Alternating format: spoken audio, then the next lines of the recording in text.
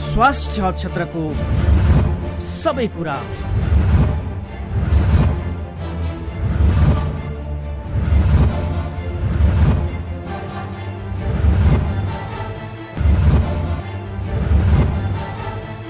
कार्यक्रम स्वास्थ्य दर्पण।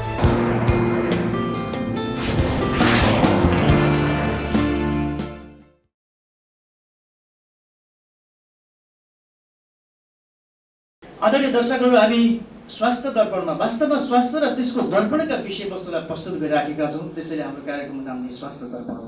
यो स्वास्थ्य दर्पणमा हामीले विश्व मधुमेह दिवस 2018 को सन्दर्भलाई लायन्सवादमय बनाउँदैछौँ र यसको तेस्रो भागमा पनि यहाँलाई पुनः हार्दिक स्वागत गर्न चाहन्छु। आजको लायन्स स्वास्थ्य दर्पण मधुमेह विशेष टेलिभिजन कार्यक्रमको अन्तिम वक्ता यो समारोहको सबैभन्दा युवा पुस्ता हुनुहुन्छ र उहाँले इन्टरनल मेडिसिनमा अध्ययन सकिसके पछाडि 3 वर्ष मृगौलाको विषयमा मात्रै उहाँले डिएम गर्नुभएको छ, सुपर स्पेसालिटी गर्नुभएको छ। मृगौला र मधुमेहको सम्बन्ध कस्तो हुन्छ, उहाँले बिरामीलाई हेर्दाखेरिको अनुभूति, बिरामीसँग सिकेका र सिकाउँदाखेरिको के छ अवस्था, प्र्याक्टिकल कुराहरू मात्रै राखिदिनको लागि म डाक्टर अरुण शर्माजीलाई हार्दिक अनुरोध गर्दछु। धन्यवाद सन्दीपजी। यहाँ उपस्थित हुनुहुने सम्पूर्ण आदरणीय महानुभावहरू सबैमा नमस्कार। फेरि पनि मृगौला भनेको जिउमा उत्पन्न हुने जति पनि विकारजन्य पदार्थहरू छन्, जिउमा पचिसकेपछि फाल्ने, उत्सर्जन गर्ने अङ्ग भयो।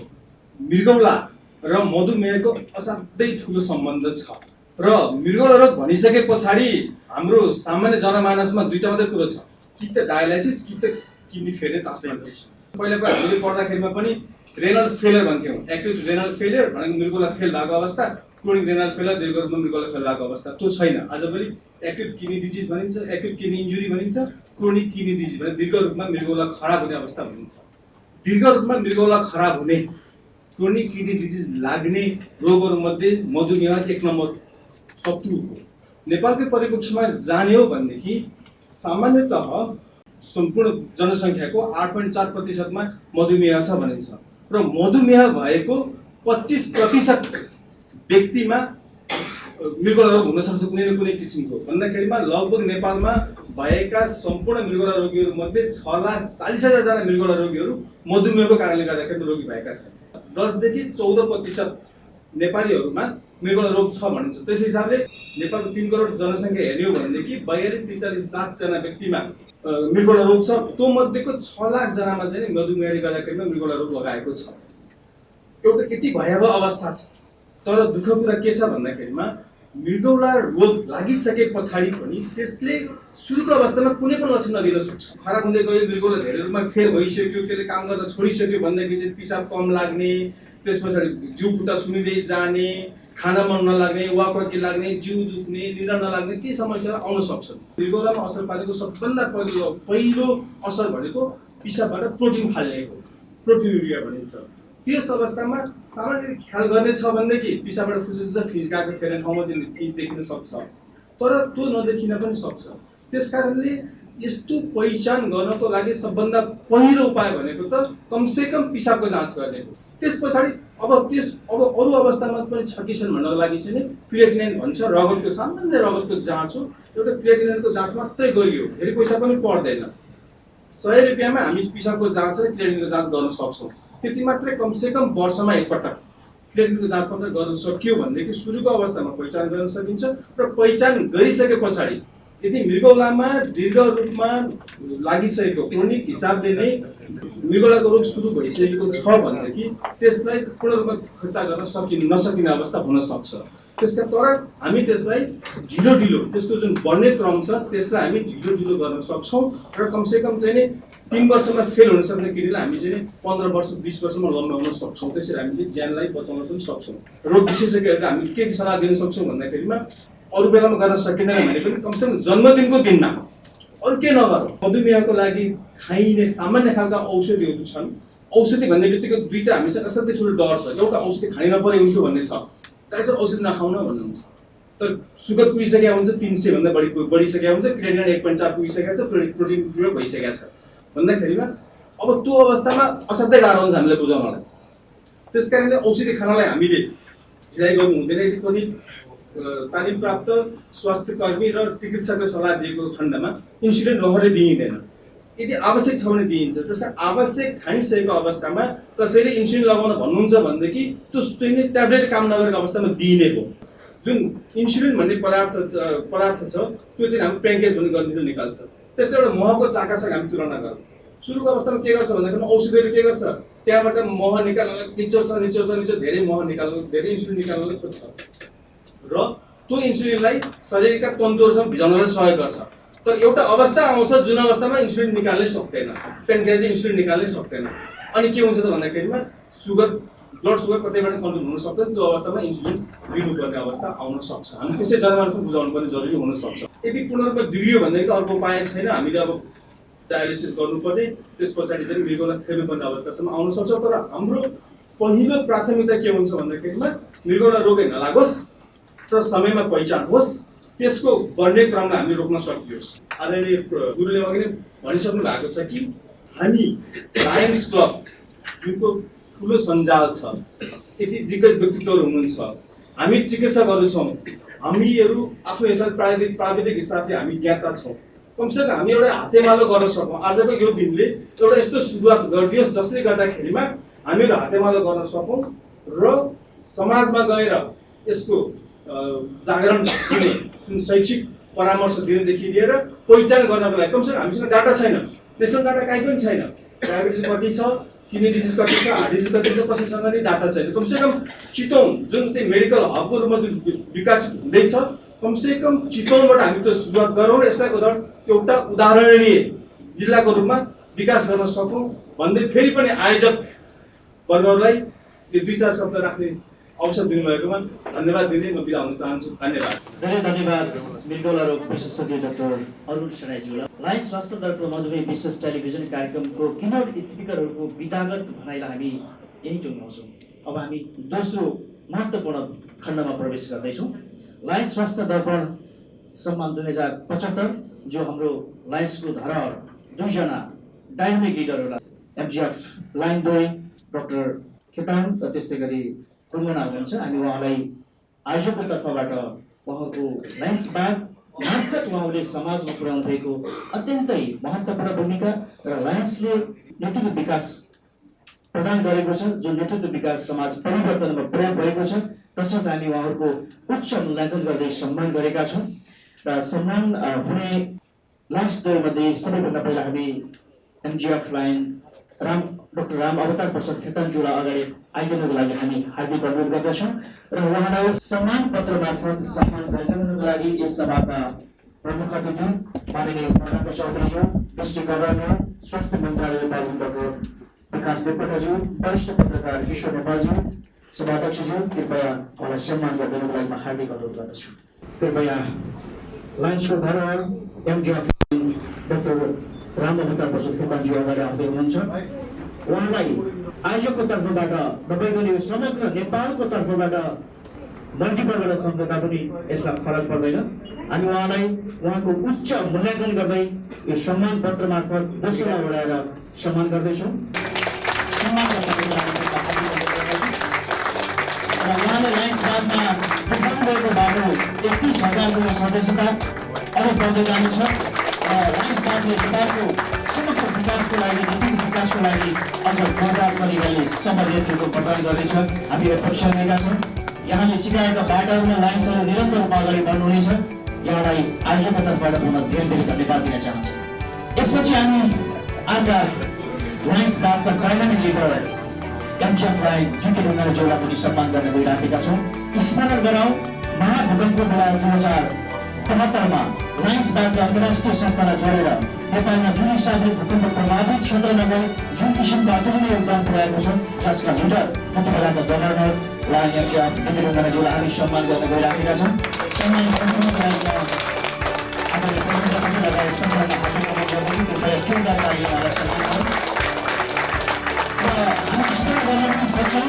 जब उहाँको कार्यकालबाट लायन्सबादमा एकाडेमिक हिसाबले लायन्स अगाडि बढिराखेको अवस्था पनि छ, त्यस पछाडिका लिडरहरूले त्यसलाई पनि फलो गरेको हामी देख्न पाउँछौँ।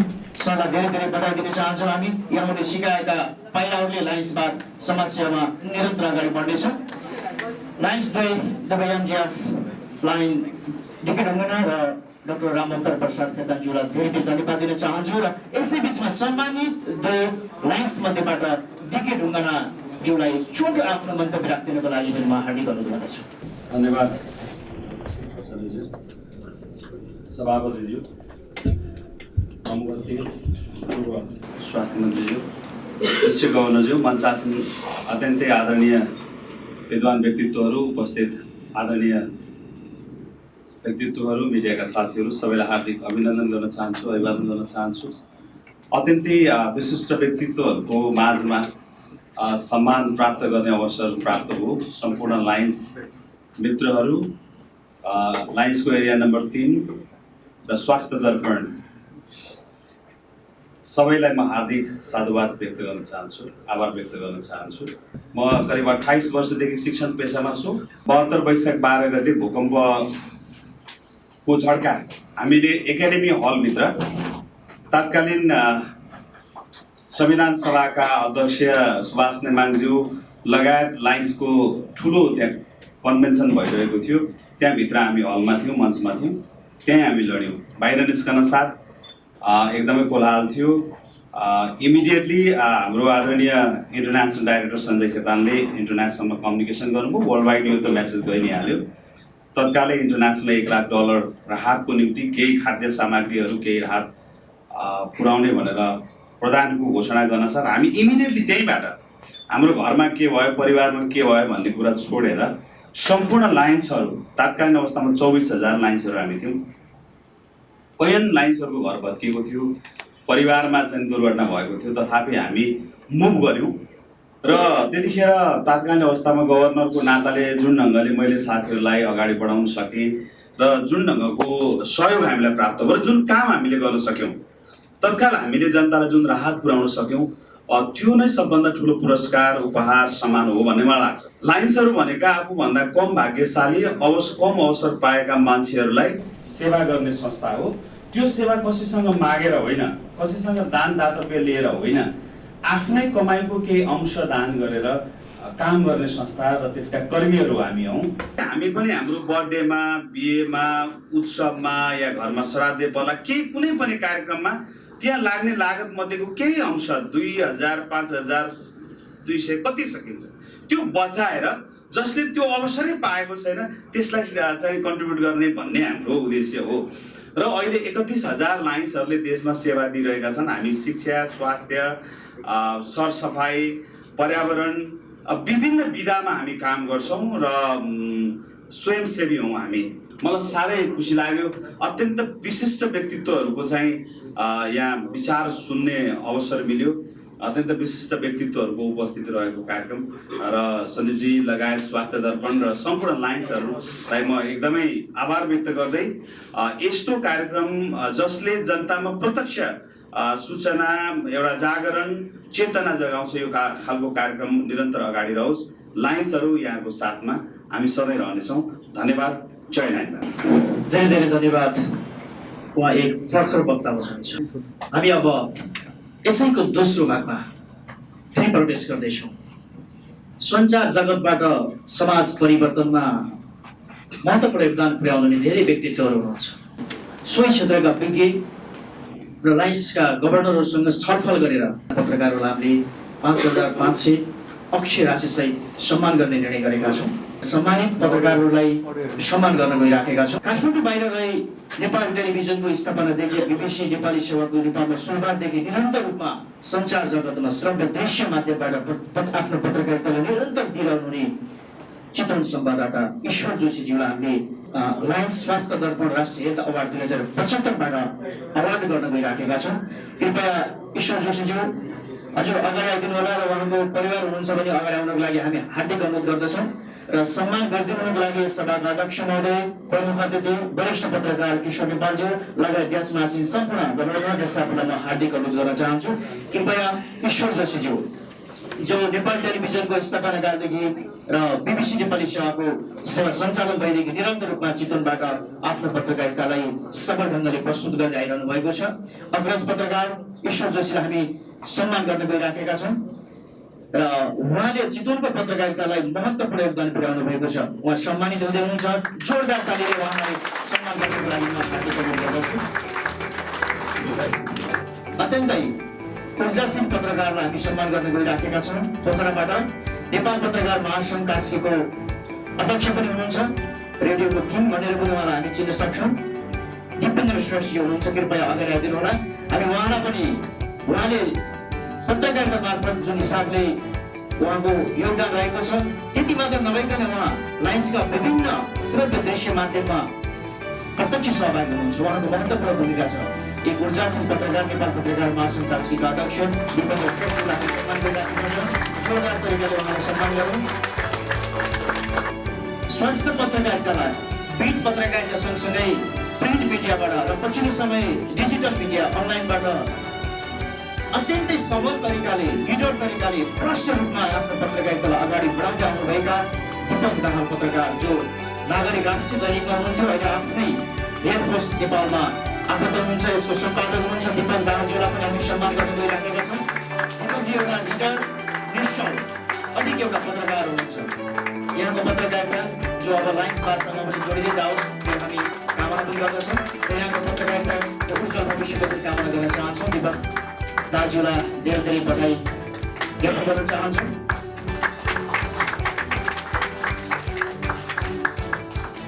यसपछि हामी अर्का हुनार पत्रकार कृष्ण गिरिज्यूलाई हामी सम्मान गर्न गइराखेका छौँ। काठमाडौँको लामो बसाइपछि चितवनमा बसेर पत्रकारिताले निरन्तरता दिइरहनु भएको छ। नेपाल पत्रकार महासङ्घ चितवनका पूर्व सल्लाहकार, पूर्व सभापति र अहिले नेपाल पत्रकार महासङ्घको केन्द्रीय समितिमा समेत आबद्ध हुनुहुन्छ। कृष्ण गिरिजी कृपया अगाडि आइदिनु होला। हामी उहाँलाई पनि सम्मान गर्न गइराखेका छौँ।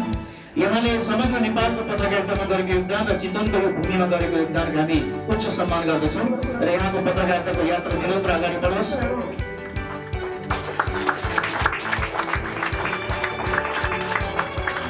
कृष्ण गिरिज्यूलाई धेरै धेरै बधाई ज्ञापन गर्न चाहन्छौँ। यो आयोजकको तर्फबाट हाम्रो सानो प्रयास अगाडि गरेका छौँ। यसलाई प्रत्येक वर्ष हामीले निरन्तरता दिने घोषणा पनि गरेका छौँ। पत्रकार महोदयको तर्फबाट आफ्नो छोटो मन्तव्य राखिदिनुको लागि नेपाल पत्रकार महासङ्घ कास्कीका अध्यक्ष दिपेन्द्र श्रेष्ठज्यूलाई म हार्दिक अनुरोध गर्दछु। हस्, धेरै धन्यवाद छ। आजको यस कार्यक्रमका उद्घोषण गरिरहनु भएका प्रिय मित्र सन्दीपजी, सभाहरूका अध्यक्ष, उपस्थित विशिष्ट महानुभावहरू र मञ्चाभिमुख लाइनवादलाई आफ्नो मूल मन्त्र ठानेर समाजसेवामा तालिम तपाईँ सबै अभियन्ताहरूमा मेरो अभिवादन छ। यहाँले जुन किसिमको एउटा प्रयास गर्नुभएको छ, खास गरिकन लायन्स क्लबहरूको मूल मन्त्रै छ वी सर्भ। यहाँले सेवा त गर्नुभएको छ, त्यो सँगसँगै एउटा स्वास्थ्य कार्यक्रमसँग जोडेर जनचेतना जगाउने जुन किसिमको अभियान यहाँले सुरु गर्नुभएको छ, यो प्रशंसनीय छ। म यसको निरन्तरताको कामना गर्दछु। म एउटै कुरा मात्रै यहाँको समक्ष निवेदन गर्न चाहन्छु। हामी नेपालीहरू यस्तो जमात भयो कि खास गरी आफू सिकिस्त बिरामी भएपछि अन्तिम अवस्थामा मात्रै हामी डाक्टर कहाँ पुग्छौँ। म स्वस्थ हुँदै कस्तो छु भन्ने बारेमा थाहा पाउनको लागि हामी कहाँ जाने प्र्याक्टिसै छैन। त्यसले गर्दाखेरि डायबिटिज भयावह बन्दै गएको छ। यदि अघि डाक्टर साहबले भने जस्तै सकिन्छ 6 महिनामा एकचोटि तपाईँ पनि वर्षेनी आफ्नो जन्मदिन पारेर कुनै पनि उपयुक्त समय पारेर म कस्तो छु भन्ने थाहा पाउनको लागि एकचोटि हामीले बिरामी हुनुभन्दा अगाडि नै स्वास्थ्य जाँच गर्ने गऱ्यौँ भनेदेखि हामी धेरै रोगहरूबाट मुक्ति पाउँछौँ वा त्यसको इनिसियल स्टेजमै सिम्टम्स देखा पर्न आँट्दाखेरि नै त्यसको डायग्नोसिस भयो भने उपचार धेरै सहज हुन्छ। यो दिशामा चितवनका लाइन्सहरूले मिलेर जुन किसिमको प्रयास गरेका छन् यो प्रशंसनीय छ। हामी पनि पोखरामा छौँ, यद्यपि म लाइन्स होइन, त्यहाँ भएका लाइन्सका 130 भन्दा बढी क्लबहरूसँग म विभिन्न कार्यक्रमहरूमा टोकिन्छु। मलाई तपाईँहरूको लाइनिजम धेरै थाहा छ। यहाँले लाइनिजम मार्फत आफू सँगसँगै आफू मार्फत पकेटबाट खर्च गरेर समाज सेवा र खास गरी एउटा समुन्नत समाज बनाउनको लागि जुन किसिमको योगदान दिइरहनु भएको छ म त्यसको मुक्त कण्ठले प्रशंसा गर्दछु। र यहाँकै कारणले गर्दाखेरि सायद धेरै विकास र धेरै परिवर्तनहरू आइराखेका छ। यद्यपि कहिलेकाहीँ मलाई लाग्छ धेरै लाइनको अग्रजहरू भएको यो बेलामा तपाईँहरूले गरेको यत्रो लाइनिजम मार्फतको योगदान राष्ट्रले कहाँ पहिचान गरेको छ, त्यसको सोसियल रिकग्निसन कहाँ छ भन्ने कुरा चाहिँ सायद महत्त्वपूर्ण पाटो होला। म त्यसका लागि समेत ध्यान आकर्षण गराउँदैछु। र सन्दीपजीले जुन प्रयत्न गर्नुभएको छ, यो धेरै हामी रेडियोमा प्रोग्राम गर्छौँ, टेलिभिजनमा प्रोग्राम गर्छौँ, पत्रकारिता गर्छौँ, ईश्वरदाई जस्ता अग्रजहरूसँग आज हामी सम्मान लिन पाइराखेका छौँ। हामी धेरैले खास गरिकन एउटा पेसा बनाएर करियर बनाएर अगाडि बढिरहेका छौँ। तर सन्दीप जस्ता केही पत्रकारहरू छन् जसले यसलाई मिसन बनाएका छन्, यसलाई क्याम्पेनिङ बनाएका छन् र यसलाई जीवनको एउटा बाटो बनाएका छन्। अर्थात् यसलाई अन्यथा अर्थ लाग्दैन भने एउटा नसा बनाएका छन्। त्यो नसा अर्थात् समाज सेवाप्रतिको नसा, स्वास्थ्यप्रतिको नसा र त्यो स्वास्थ्यको जनचेतना जगाउने नसाले अत्यन्त प्रभावित व्यक्तित्व हो सन्दीप। म एउटै मात्रै तपाईँलाई बताइदिन्छु, नजिकबाट चिनेको सन्दीपका कारणले गर्दा एक्जाम आइरहेछ मास्टर्सको, मास कम्युनिकेसनमा डिग्री गर्दै हुनुहुन्छ। एक्जामको बेला कार्यक्रम गर्न नेपालगञ्ज पुग्ने एउटा त्यो जुझारु पत्रकार हो सन्दीप। सन्दीपको लागि एकचोटि ताली बजाइदिनुहोस्। त्यो सम्मानले हामीले कति गर्नु चाहिँ थाहा छैन, तर अझै धेरै गर्न बाँकी छ तिमीहरूले र अझै गर्नुपर्छ भनेर जिम्मेवारी लायन्स क्लबसँगै र स्वास्थ्य दर्पणले हामीलाई दिएको हो भन्ने ठानेका छौँ। र लायन्सका अग्रजसँगै पूर्व स्वास्थ्य मन्त्री उमाकान्त चौधरीसँगै हाम्रा अग्रज आदरणीय ईश्वर नेपाल दाईको हातबाट हामीले सम्मान हुने जुन अवसर पायौँ, म दाईप्रति पनि आभार व्यक्त गर्दछु। र फेरि एकचोटि सम्मानित पत्रकार व्यक्तित्वहरूको तर्फबाट यो अवसरको लागि र यस सम्मानको लागि म सिङ्गो आयोजक टिमलाई हार्दिक आभार व्यक्त गर्दै बिदा राख्छु। म लाइन्स होइन तर तपाईँहरूको लाइन्सको भाषा भन्छु, जय लाइनमा। पत्रकार दिपेन्द्र श्रेष्ठलाई धेरै धन्यवाद छ। कुनै दिन उहाँको श्रोता थिए, आज सँगै मास्टर्स लेभलको पत्रकारिताको विद्यार्थी पनि भइएको छ। त्यसरी पढ्ने पढाउने काम यो पृथ्वी ग्लोबल छ, मान्छे कसरी भेट्छ, कसरी संयोजन हुन्छ, त्यो खेल्दै जाने चिज रहेछ। यसरी मध्येमा जोड्दै आफ्ना केही भनाइ राखिदिनको लागि एमजिएफ फ्लाइङ घनश्याम भट्टराईज्यूलाई म हार्दिक अभिनन्दन गर्न चाहन्छु। धन्यवाद कार्यक्रम प्रस्तुता। आजको यो भव्य र सभ्य कार्यक्रमको प्रेसाइडिङ गरिरहनु भएका आदरणीय लायन्स क्लब नारायणगढ नारायणकी श्रद्धेय अध्यक्ष अनुसार सुकेज्यू, कार्यक्रमका प्रमुख अतिथि पूर्व स्वास्थ्य मन्त्री उमाकान्त चौधरीज्यू, विशिष्ट अतिथि हाम्रा श्रद्धेय नेता लायन्स क्लब अन्तर्राष्ट्रिय डिस्ट्रिक्ट 325 P2 नेपालका श्रद्धेय डिस्ट्रिक्ट गभर्नर सुनिल ओझाज्यू, वरिष्ठ पत्रकार किशोर नेपालज्यू र लायन्स मित्रहरू सबैमा हार्दिक अभिवादन व्यक्त गर्न चाहन्छु।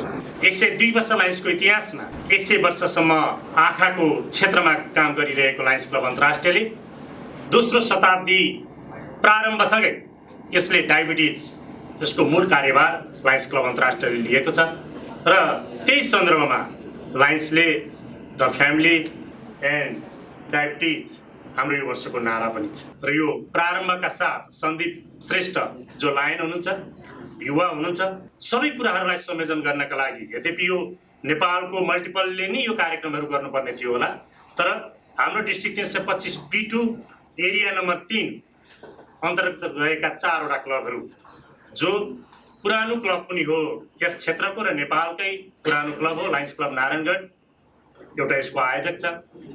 नारायणगढ नारायणी अर्को महिला दिदीबहिनीहरूको मात्रै नेतृत्व रहेको क्लब छ। त्यसै गरी चितवन सेन्ट्रल जसको प्रथम उपाध्यक्ष सन्दीप श्रेष्ठ पनि हुनुहुन्छ र अर्को क्लब छ नारायणगढ बालकुमारी। साँच्चै समाजसेवी हातहरू लिएर यसलाई स्वास्थ्य दर्पणले संयोजनकारी सन्दीप श्रेष्ठले कार्य गर्नुभयो। साँच्चै नै यो उदाहरणीय कार्य छ, प्रारम्भ भएको छ र आगामी दिनमा समाज क्षेत्रमा अगाडि बढाउनका लागि ईश्वर अघि धेरै पूर्ववक्ता आदरणीय अग्रजले भनिसक्नु भएको छ।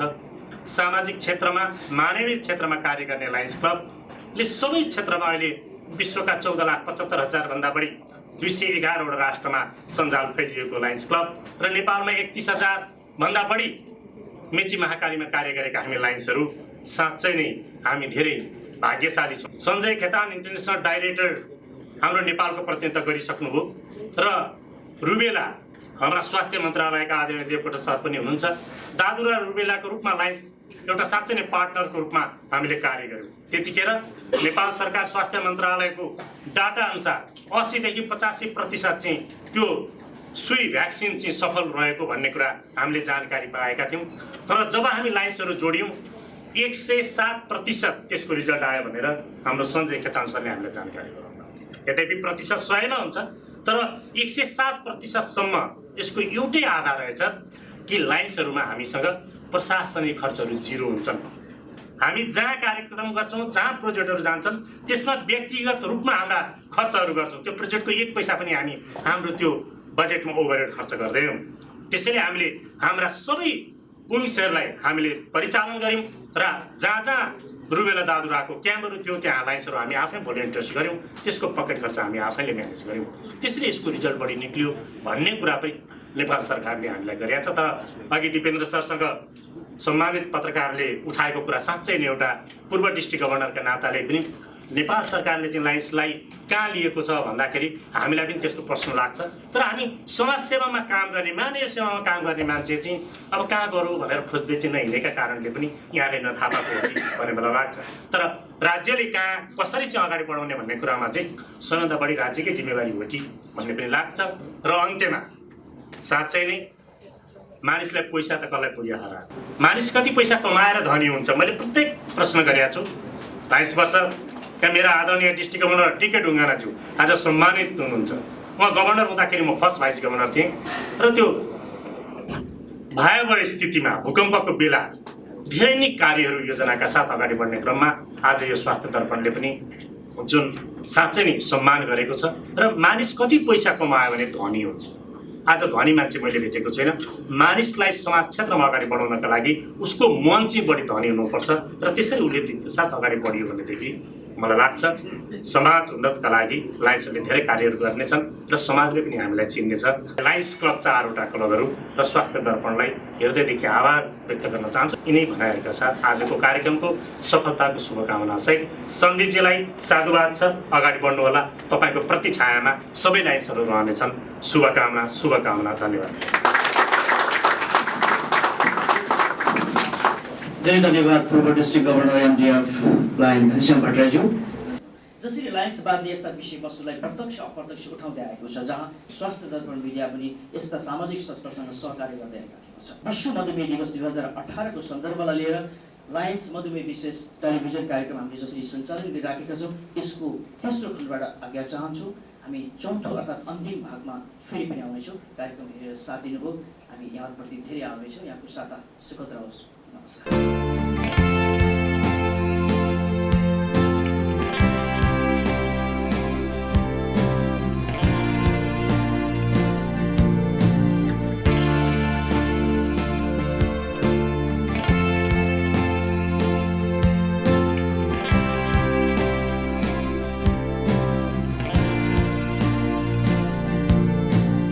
स्वास्थ्य क्षेत्रको सबै कुरा